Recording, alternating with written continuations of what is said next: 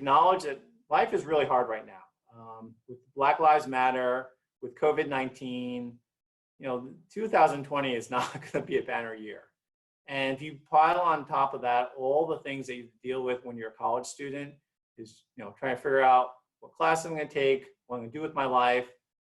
This is hard, and 2020 has made it much harder. And hopefully, the advice I give can be useful. I'm probably the first to say I was not the best and brightest at Dartmouth. I was a very average student. I was just an average person there. I studied pre-med, and I was pre-med, and that turned into an Asian Studies and Biology double major. And I think maybe the first thing I can say is that I hated pre-med. Pre-med was horrible. And I really did not kind of follow my passion and follow what I was good at. So I think I've always, at heart, I'm a grinder. I don't think I'm the smartest person in the room, but I can usually say I'm the hardest working one, and I never really give up. So with pre-med, I just kept on grinding, and I did okay in it, but ultimately it wasn't what I did well. And I think the one piece of advice, if I could give to the 18-year-old version of me who just wandered into Dartmouth, is do what you're good at. And what you do well will lead to success, right? And I've seen a lot of people, a lot of my friends who went into lawyer careers even though they didn't really like the law, but they thought it was a good job. I have a lot of friends who went into investment banking because you make a lot of money, but they didn't like numbers. And ultimately, most of these people, they did not last long in these careers because they didn't follow their passion. But I think the one good thing I can tell you about is that I've always very passionate about the environment. Everyone now talks about climate, but I'm actually an environmentalist. When I was a little kid, I was all about protecting panda bears and saving wilderness spaces. And I always did a lot of that on the side. I never thought that could be a job. I never thought that could be a career. I thought I should be like all my, I guess all the people that my parents told me about who were doctors, and I should go become a doctor. And I think ultimately your passion will guide you where you want to go, but I think you have to listen and follow it. And it seems like you guys already have an idea what you want to do. And I think just follow it. And I think one of the most valuable things I learned in my career is try things out and go all in. And if it doesn't work out, try something else. Failure, I know this is a bit of a, it's pretty banal, but failure is a good thing. By trying things, figuring out what you don't like is almost as good as trying to figure out what you do like.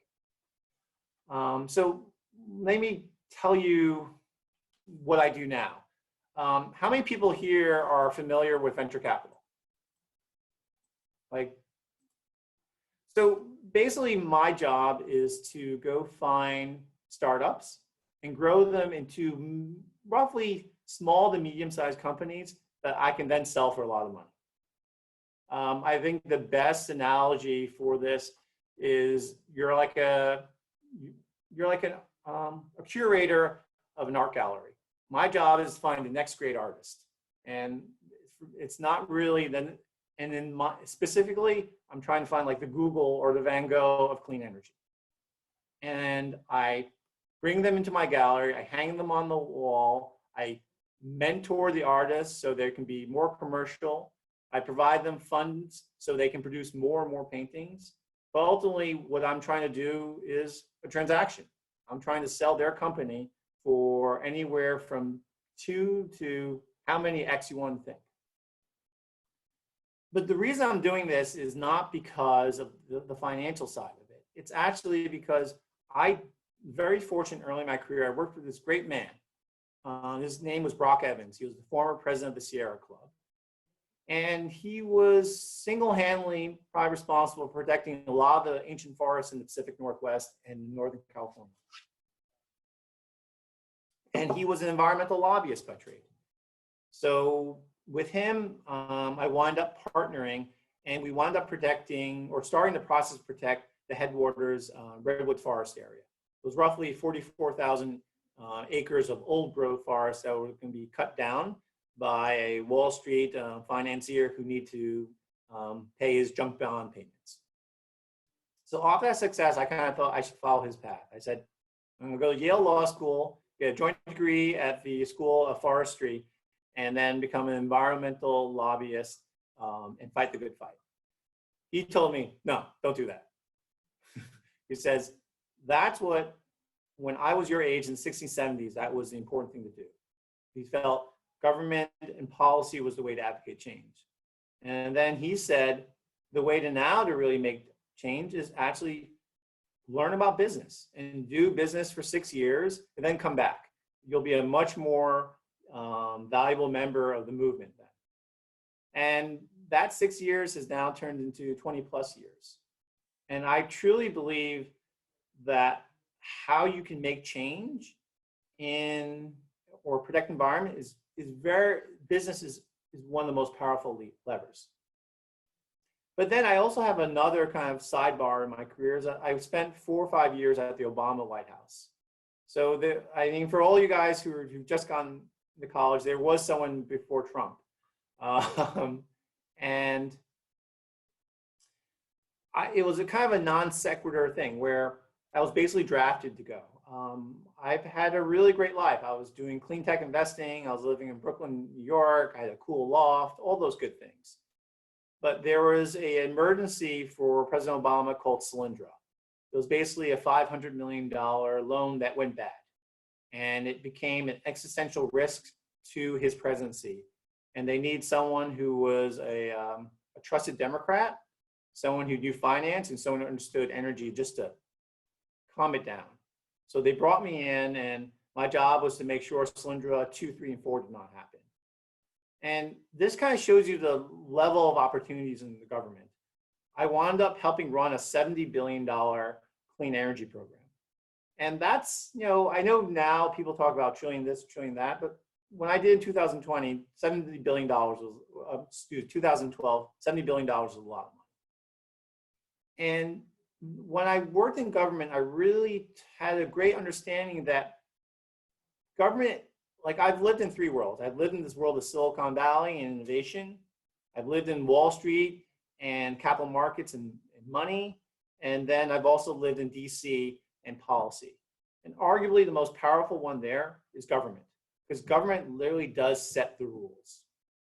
I would say my time at the Obama White House, it was like being at the Peace Corps.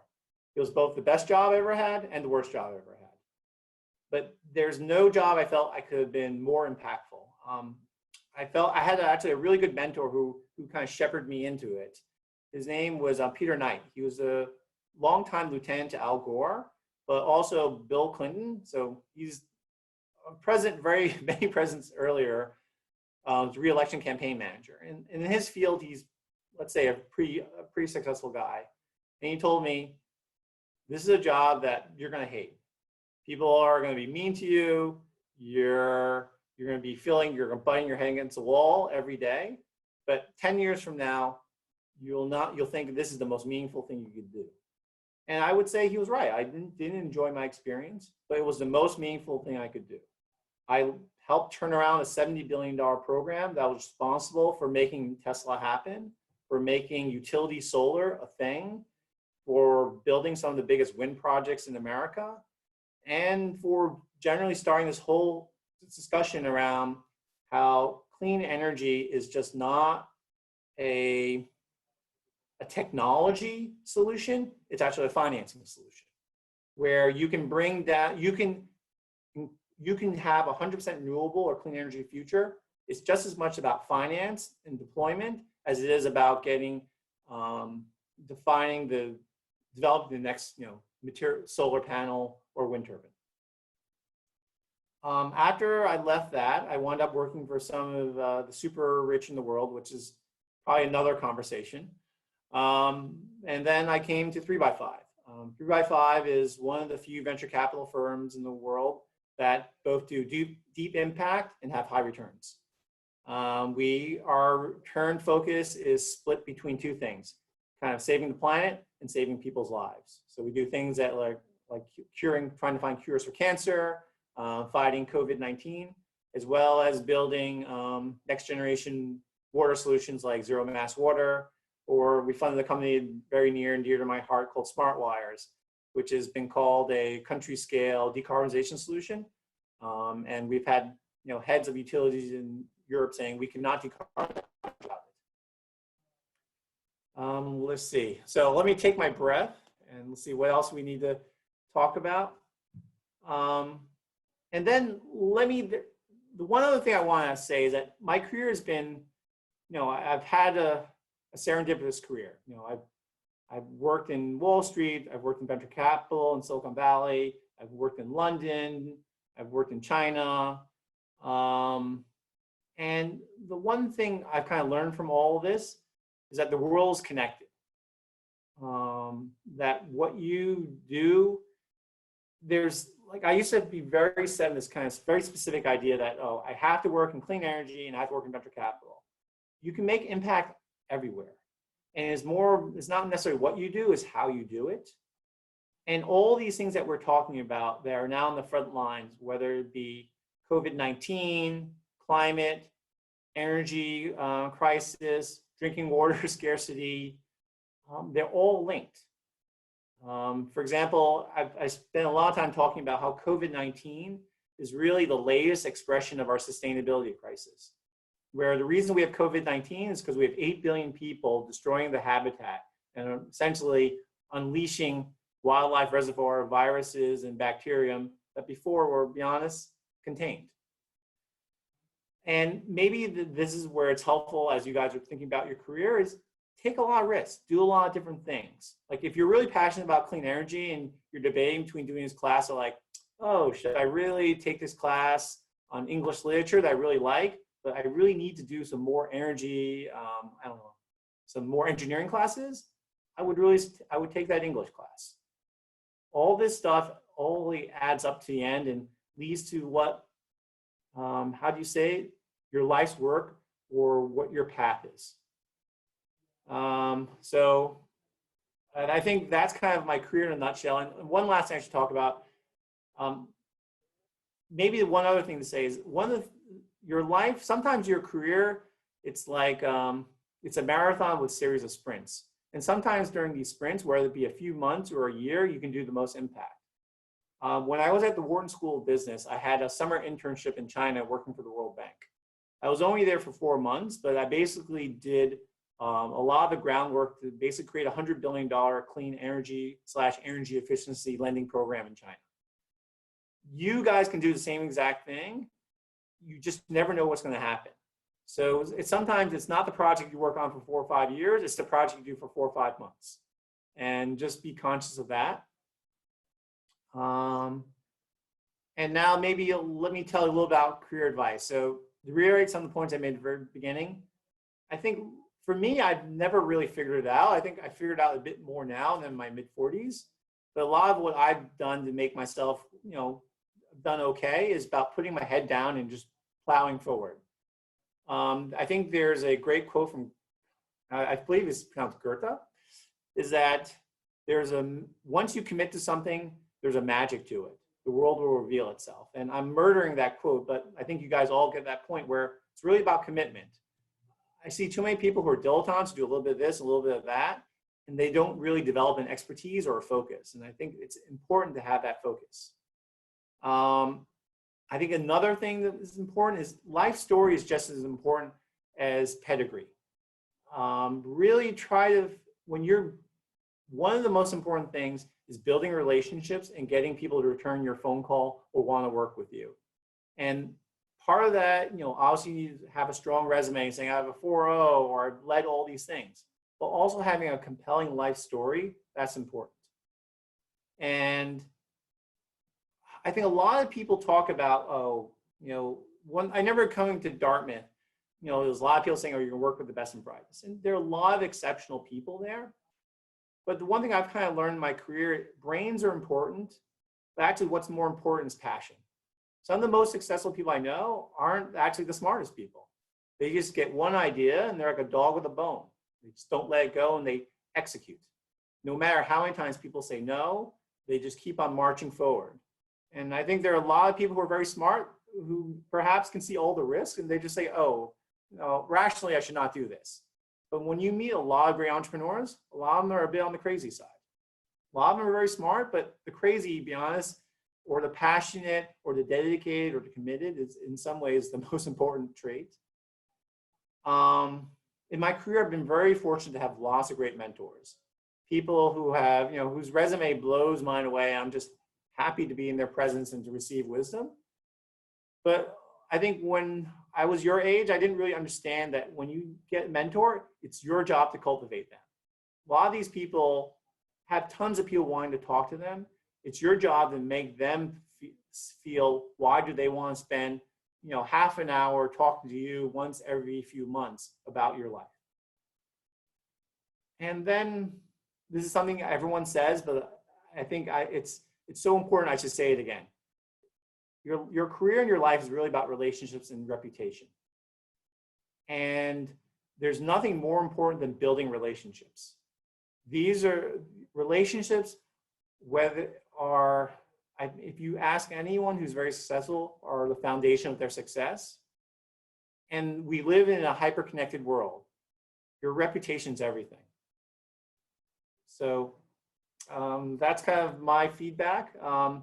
Happy to talk more, but hopefully, these 20 minutes was useful.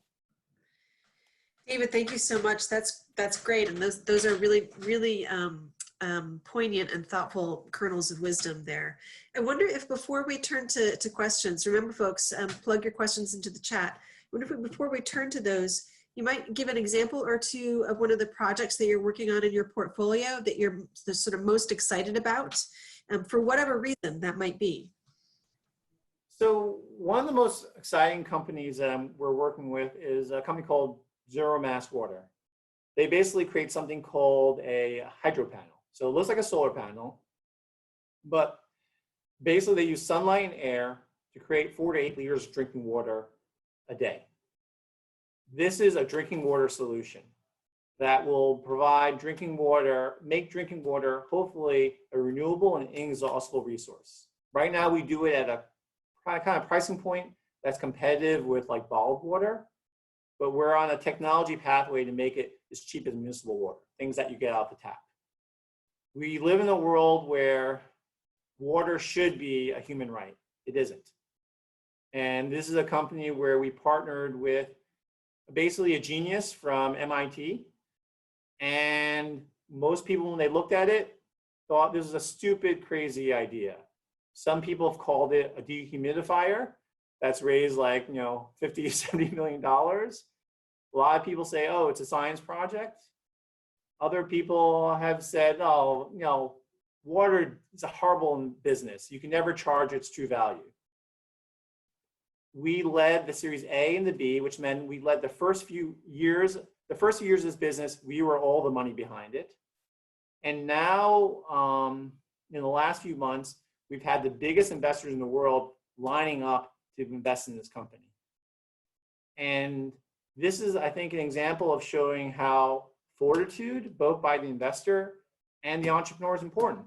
Like Cody is not an idiot. He's heard everyone bad-mouthing his company for the first 3-4 years of the company's existence. But now all those people who are bad-mouthing him are knocking on his door saying, how can I work with you? And it's a huge water solution. I think we've provided enough water for, say, 600,000-700,000 people, and it's just started. So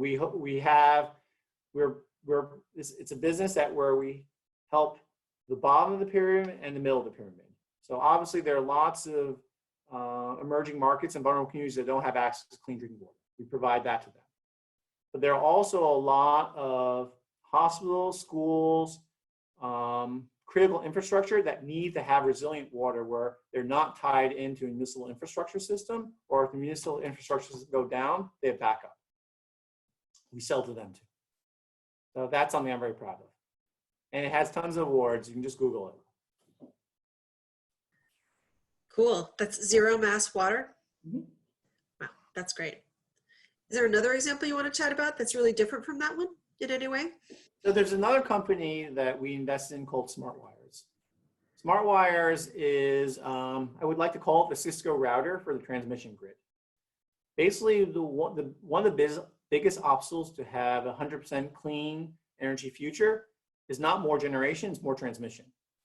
There's only so much room on rooftops and so much free space in communities for you to put solar panels. Like, you just can't put them everywhere. You still need to have utility scale renewables to provide the power that we all know, need, and love. And building transmission is horrible. It's, and a lot is blamed on us, getting permitting, right of way. These are things that you shouldn't try to touch with a, with a 1,000-mile pole or wherever the right distance is. Basically what they did is they create a solution that allows you to route power. And that allows you to use essentially transmission lines that are underused, which tend to be lines are going to gas and coal power, and moving renewable power down them. It's a business that I think that, again, a lot of people probably for the last 5 years saying, oh, it doesn't work. It's hardware. You sell to utilities. There's regulatory overlay. Now we have oil and gas investors investing in this because they see it's a great business. So that's and then again, this is a company that a lot of people say is an overnight success, but we spent the last 9 years and putting almost $240 million in this company to make it work. Another example of patience. Wow. Patience and fortitude. It's just not constant. I think this company has gone through multiple valleys of death, but each time, and it's largely the entrepreneurial team, they fought their way through it. And I think there are people here who want to be an entrepreneur, and I think the most important trait is not to give up. And when someone throws an obstacle in your way, you figure out how to go through it or go around it. And those are really hard traits, right? It's not easy. That's the reason why most people aren't entrepreneurs. And there's no shame in working at Google. It's a great place with a great job. But I think from my experience, I've worked at both a lot of big places and small places. If you truly want to innovate, it's much easier at a small place. I think at most big places, you spend 50% of your time communicating with your colleagues and trying to make sure you're socializing your ideas and align with the large corpus of the business. When you're a startup, 100% of your energy is focused on that solution. You may not have the resources. You may be scrambling for money. You may be like putting things together with duct tape and chicken wire, but you don't have limits to your creativity. And in some ways, I think that's the most important thing. I have a ton of questions, but I don't want to hog the floor here. So, oops, I see Bryce raising your hand. Well done. Thank you. Let's see. Okay, there you go. Great. Thank you so much for sharing. It was, I mean, like each sentence was packed with insight. I can't get over that. But, and thank you for setting this up, Ms. Graham. But my question that came to mind was, how did your approach to risk assessment, both in businesses and in personal and career choices, how did that change from Dartmouth until today? And when you're looking at a company, what makes values stand out throughout all these waves of criticism that you see? So in some ways, I'm more risk embracing now than I was at Dartmouth. At Dartmouth, when I left and tried to find a job, I probably would create a spreadsheet, give everything like each criteria in the job, an individual weight, try to do some like weighted average analysis. Now I think it's a lot more about trusting your gut and following opportunities. And sometimes these opportunities are not the one that you envision. So, I think for me, one of the things that helped make my career is going to the Obama White House. I've never, ever watched an episode of The West Wing. I don't spend a lot of time donating money to, before that, I did not donate money to any election. But it's given me, for lack of a better word, my superpower. So many of the things that are important in sustainability, whether it be energy, water, agriculture, there's a huge government overlay. And most venture capitalists and entrepreneurs don't understand government. and I can be, for lack of a better word, their government translator. Government, I really feel, should be a strategic ally rather than a necessary evil. And most people in finance and entrepreneurs think it's a necessary evil. But if you know how to work with it, you know, you literally have access to hundreds of billions of dollars. So I think, I mean, you're all Dartmouth people, so you're analytical, you do your homework. I think a lot more is about trusting your gut. And I used to, when I was younger, I used to get into analysis paralysis. I try it now, just, I mean, to use the Silicon Valley analogy, move quick and break things. I don't know if this is good advice, but it's the advice I follow. But I think trusting your gut is very important. And I think maybe the one things I've done too late in my career is not trust my gut enough. And kind of done what people say I should do rather than doing what I think was the right thing to do. Because no one has perfect information, but the person give you advice usually doesn't. You have the best information. Thank you. And do some crazy stuff. I mean, some of the most successful things I know are people who did things that are crazy, that not everyone was piling into. If you're going into the job that everyone wants to get after Dartmouth, you're one of the pack. Innovators usually are going to where the puck is going. And I think with most kind of people in kind of early in their career, they just kind of say, oh, everyone's going to go work at Goldman Sachs, right? And it's a great place. You get great training. But you know, the guy who worked at Goldman Sachs, you have great training. But I think my advice is after he or she is there for a few years, go and do something else. Because the one other thing is that your training has just begun. And I'm in my mid-40s, I'm still learning every day. But what I could learn at your age and what I learned at 21 and 25 is exponentially more important than what I'm learning now at 45. Mm-hmm. If somebody was to ask you, where's the puck going now? How would you answer them? I think I should be listening to you guys. I'm in my mid-40s. I'm trying to follow the trends. You guys are going to be making the trends. But if I had to say anything, I think this whole world of sustainability impact is real. And it's not based on, oh, I won't feel good about myself, though that is a small part about it. We're facing an existential crisis around climate. And we have to figure out solutions to this.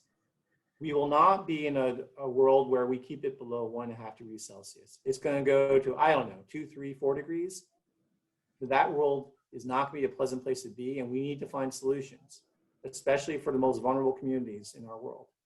Most of us, I can't say most of us. For me, you know, I live in a bubble, a 1%er bubble.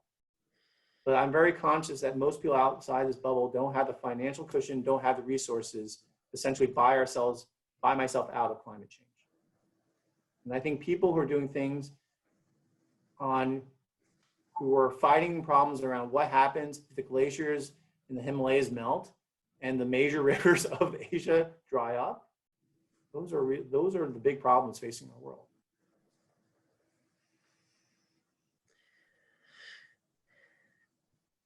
Questions, folks? Jenna. Yeah, so as I said, I just started my research on energy storage mechanisms, and it's a field that I am definitely not familiar with going in. And as I've been looking through the different technologies, I've realized that the financial aspect is just as important almost as the technological research front. And then I've gone to a couple of these Irving Institute events, and I've just seen how much policy is also such an important role in this. So I'm just wondering if you, in the next steps for government policy and clean energy integration, like, do you see a future where something like the Tesla solar panels and electric vehicles are the norm in our country, or do you think that's really far off vision? It depends who wins the next election. Right, and also depends where you live. If you live in Palo Alto, that's the world now, right? But Palo Alto is a 0.1% or part of our world. If you go to Camden, I don't think a Tesla might drive through the city, but it doesn't park in there. So if you want to work on policy and be in a place where there's always progressive policy, I'd move to California or New York. Those are the two places that are pushing it. And there are other places like Vermont that do a good job, which is, you know, are just across the river from you guys. I assume half you guys are in Hanover and the other half are at home. Who's in Or maybe- Anybody in Hanover? I'm actually not in Hanover, but Jarrett, you're in Hanover. Okay, so Okay, I recognize the closet. That's the same closet I have. Are you in Zimmerman or something like that, or? I'm actually not in one of the dorms, but the off-campus apartment just happens to have an armoire Okay, that's it looks very just like similar. the furniture I had. So, yeah, but I think again, like, it's good to go to a place where, you know, a rising tide lifts all boats. But I would also think about a place, if you're looking for your next opportunity, whether it be an internship or your first job, it's a place where you can grow a lot and you can learn a lot. And they'll give you as much rope as they can, as you prove yourself able to carry. So I think that is something important, and also try to find places where you have a really good boss. And go to the places where you fit the culture.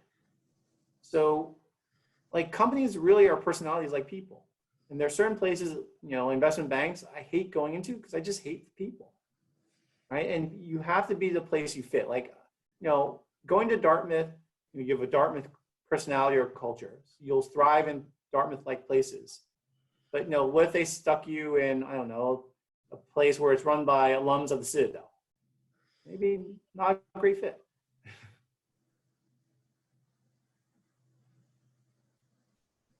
questions. So, Oh, Julia. There you are. Yep. Hi.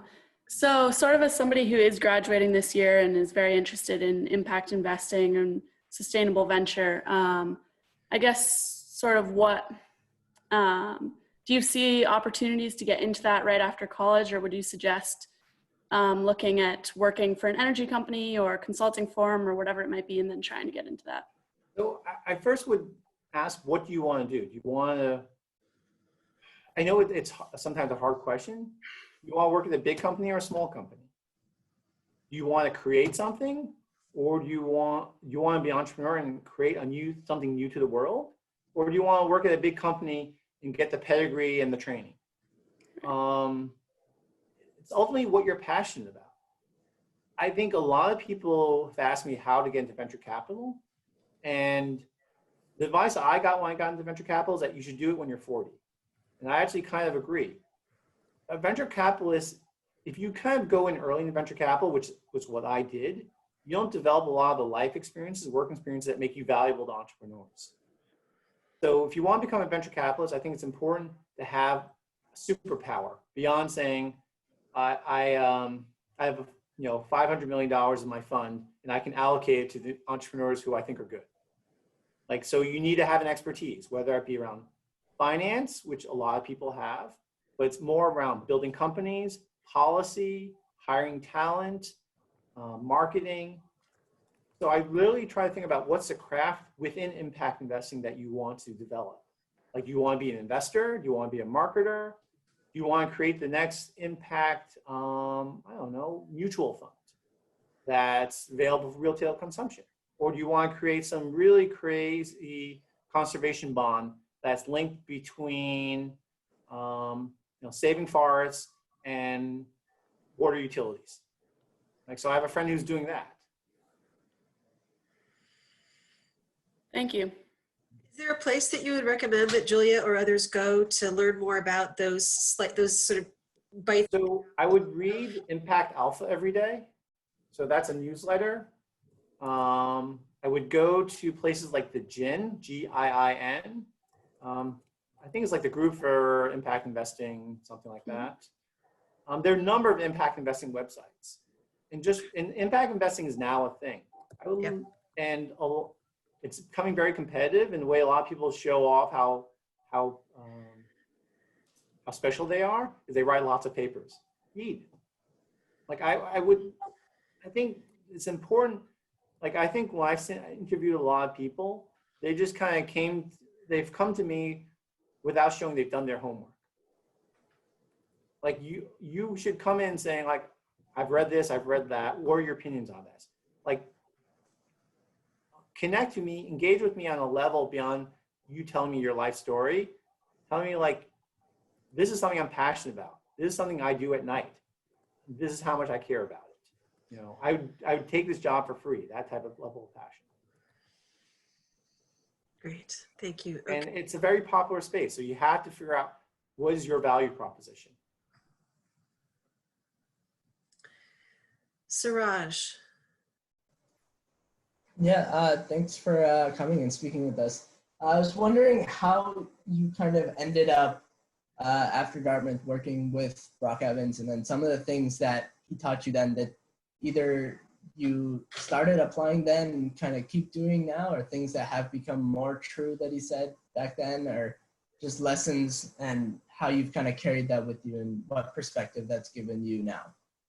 So I think the reason I went to work for Brock Evans is I won the Reynolds Scholarship to go to China and do medical research. Because I was still thinking, when I graduated from college, I still thought I was going to go to medical school.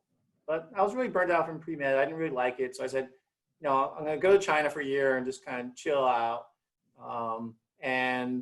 But you know, I have 6 months to kill before it starts, my research starts. So I was like, I'll go to DC and do some environmental lobbying because, you know, that's stuff I personally care about. And I basically just wrote a letter to every major NGO saying, hi, I'm David. I care about the environment. I've done these following things in college. I would love to work here as an intern. And I'd probably use those same things every day now. I'm not asking to be an intern, but you know, we're raising a $125 million fund. I'm not afraid to put myself out there and say, hi, I'm David. You know, I'm managing director of 3x5 Partners. We're raising a $125 million fund. Would you want to be part of the next great impact investing franchise? So I think, you know, you have to be able to sell yourself. But I think it's important to find that balance between being salesy, where people just don't want to be around you, and position yourself the right way. Because I am like most people who are looking to hire people or partner with people, they're overwhelmed by choice. So you have to figure out, how do they remember your resume, your email, above and beyond the other 10 or 20. So when we were trying to hire associate, I think we had like 200 applications. My sorting process through that was not very efficient. I just kind of picked the ones that kind of stuck out. I didn't read through all 200 applications. Great, thank you. Okay, Sarah. Hi, thank you for coming to talk with us. This has been really fascinating. I'm interested in, so you were talking about how you bring kind of your expertise from working in the Obama White House back to the work you do at 3x5, and understanding that energy is really multifaceted and there's so many things to know about and to learn about to kind of really be able to, it seems to me, to really be able to do something impactful in the field, you have to know a lot about a lot of different areas. How do you suggest like going about learning about all those things that are necessary for kind of understanding energy and environment stuff?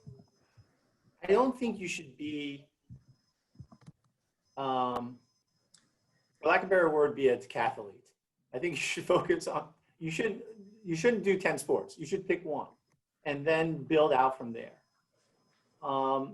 I think in the world of professional services, and I came from a background of strategy consulting and private equity, we're basically looking for these skills. Someone who can run a spreadsheet and build a financial model, someone who can do, and then someone who can write a good PowerPoint. And then also, as well as someone who's personable and can represent the firm well. And those are the skills that you need to have to do my work basically. But I think, again, it's important to figure out what are you passionate about right now? Like what gets you excited? Like when you're going through your news feed, what are the articles that you click on? Or more importantly, maybe this is a better example. Who of your friends who are either interning or maybe they're a few years ahead of you or working, do you say like, I would kill to have that job? That's the thing you should do. Right? And you may take that job and then hate it in a year. It's no crime in changing. Like everything you do, you learn and adds to your life skill set or your life's experience, and they're all valuable. But I wouldn't try to be a jack of all trades. I try to, wherever you do it very well and be exceptional at it. So like if I'm trying to hire a person and I had a choice between like choosing the average Goldman Sachs analyst who spent 2 years at Goldman Sachs doing their thing versus maybe someone who has a non-traditional background, but they killed it. Like maybe they ran a homeless shelter. And they really launched a transformational program to help people. And he or she can communicate from doing that. I had leadership skills, I had financial skills because I ran the budget, and I had sales and communication skills because I had to raise money. I'm like, well, maybe I'd rather work with this person than the Goldman Sachs analyst. Like you still have to have the core skills. Like you still need to be able to run a PowerPoint and do a spreadsheet. But it's really more about being successful. And probably the most important thing is that you need to have your boss advocate for you. The best way to get a job is have your boss say, I would love to hire this person, but I can't. You should hire her right away. Their network is infinitely is too strong a word, but usually more powerful than yours and better than yours. So in your world, it's your professors, right? Or the people you intern with. Like maybe something you work at, you have one professor who's, anyway, you understand what I'm trying to get at. It's having other people advocate for you is the most powerful way to network and to find your next opportunity. Thank you. Go ahead.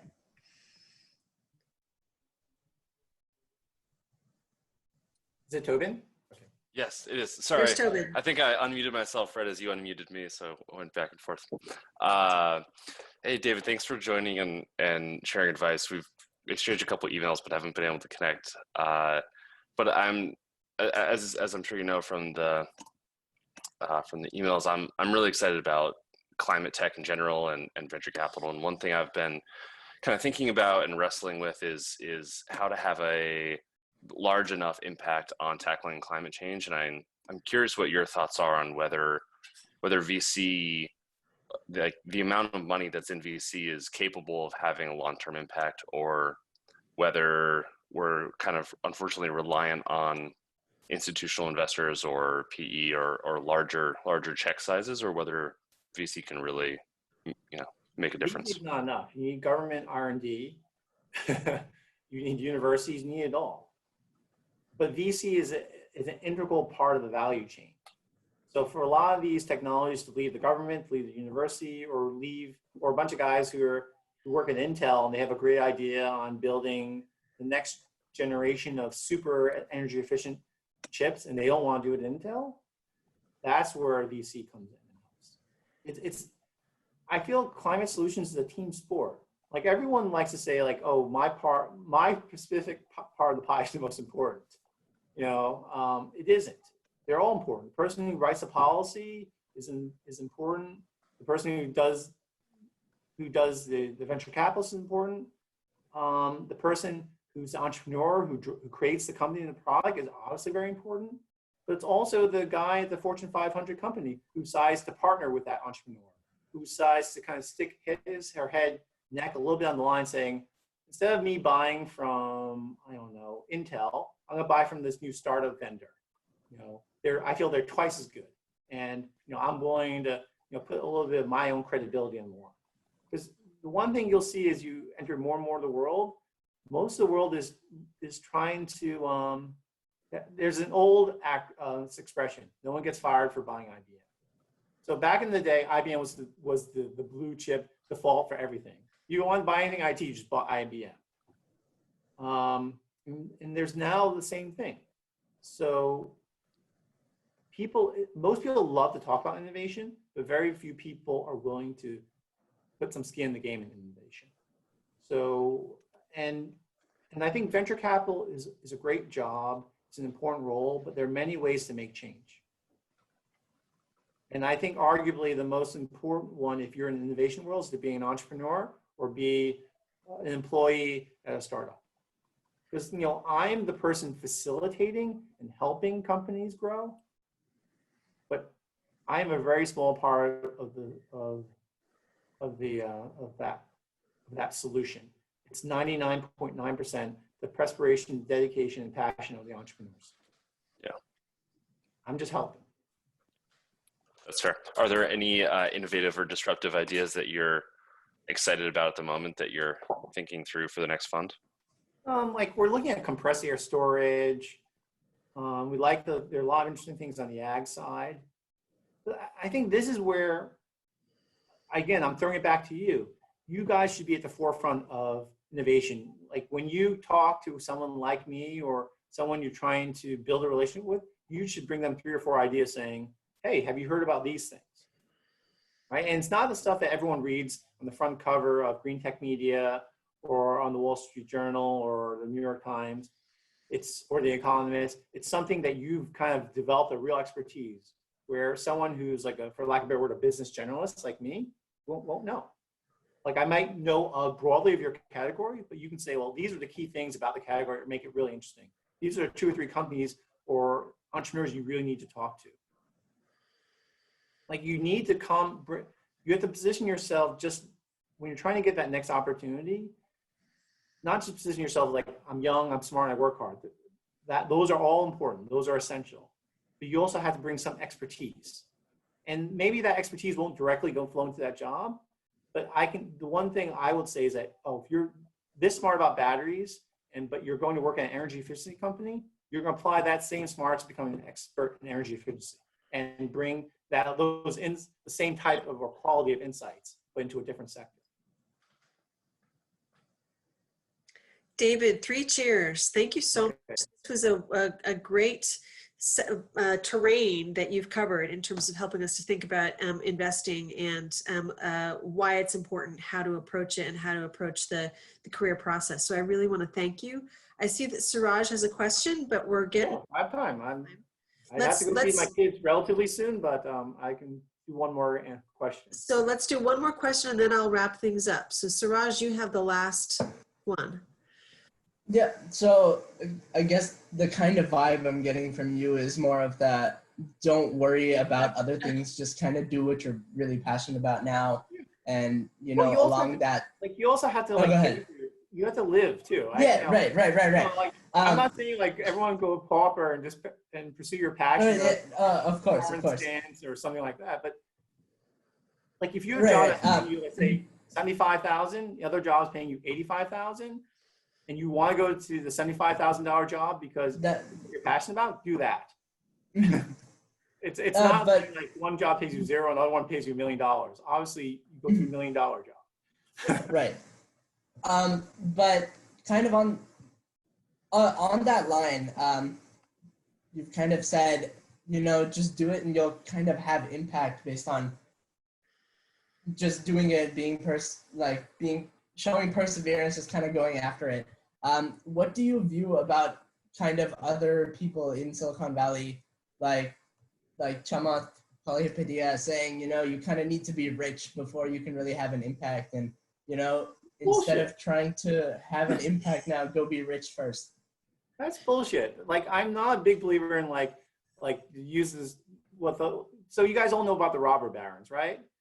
They did horrible things to the environment. They treated their employees like serfs.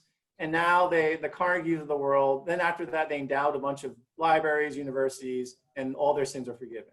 No, I don't believe in that whatsoever. First thing, money is a very important currency, right? You can make a lot of impact from that. But I don't know, I was just watching a documentary about a guy who founded a boxing club on the Blackfeet Reservation.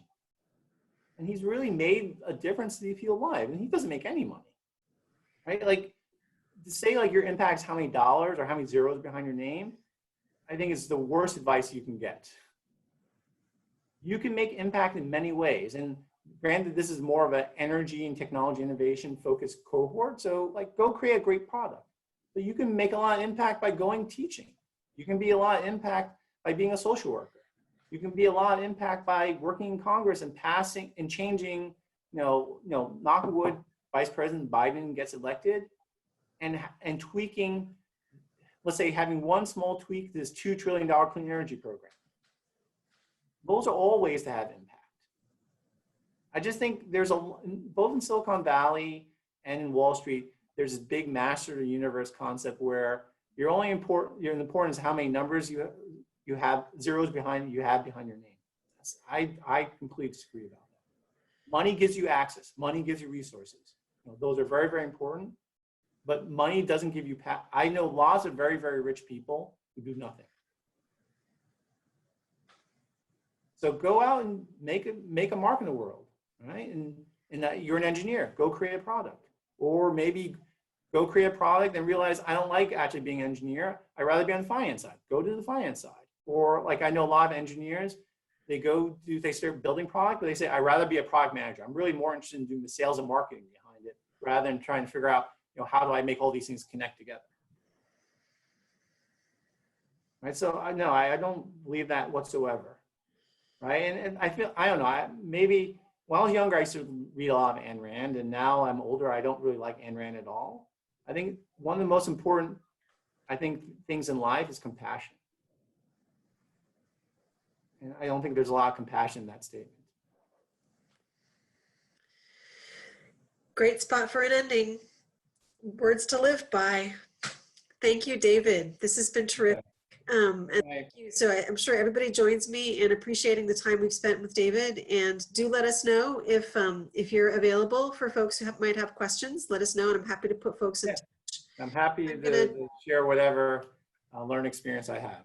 Awesome. I'm just going to do a quick screen share here to remind folks that we're continuing with the Alumni Spark series. Next week we have Marcy Reed, who is president of National Grid's Massachusetts business and an amazing female executive in the energy space from the class of @85. And then the following week we've got Wendy Hato, who's class of '11, one of our younger alums who works in clean energy access at an organization called CLASP. And then we've got a couple of other events in between. So stay tuned on the events that are coming up. Once again, David, thank you so much for joining us tonight and for joining us at the Irving Institute. Take care, everyone. Be safe. Be well. Good luck to you all. Thank you so much. Take care. Bye-bye.